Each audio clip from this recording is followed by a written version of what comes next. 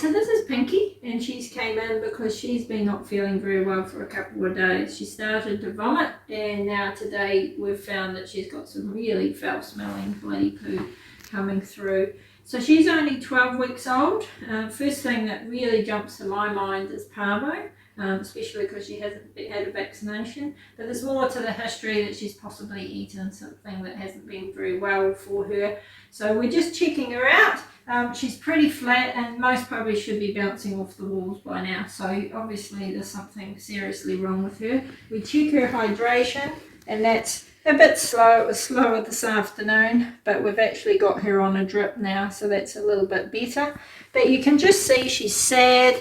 Her eyes are quite sunken. She's probably lost a bit of weight, and she's all wet around the muzzle and a dry nose because she's been vomiting. So he's been syringing water into her, but she's been vomiting it back up. Her colour's still okay. See how that's not a bad pink? It's quite a nice pink. And we do our refill time, hold it, and 101, 102. So that's good. So we're just going to keep an eye on that. We just whipped off an x-ray just to make sure she hasn't got a real foreign body or something really weird.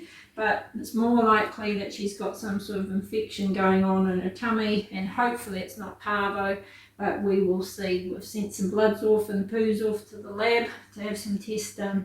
So the main thing is just supportive care. Fluids are amazing for these kind of cases. They just get the bowels going and rehydrate things and make them feel a lot better. She's on some antibiotics, and we've also given her something for the nausea to stop. So time's going to tell with her. If it's parvo, then really only 50% of them survive. That's if you get them early. So we're just going to have to see how she goes, and we'll keep you posted. Thanks. So this is Pinky again, and this is where we've been keeping her since we last saw her. And yes, you can see she's actually feeling a lot happier, and she's raring to go. And we're just trying at the moment, keeping some food down. I offered her some this morning. She's been quite keen to eat, so maybe later this afternoon we can see if she's holding it down, and then hopefully get her home. She was in fact diagnosed with parvo, so we were a bit suspicious when she came in, so we were really careful. We kept everything clean. We popped her in this separate room. This is a highly contagious disease, so we're going to have to be careful that she doesn't transmit it to others, because she'll still be shedding it in her poo and all around for quite a wee while, I'd say.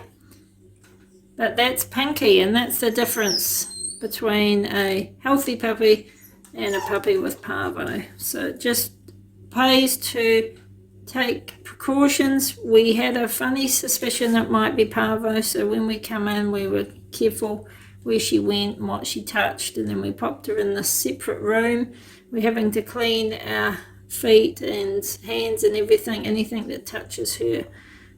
So just, essentially like COVID really. You just got to be so careful. But that's Pinky.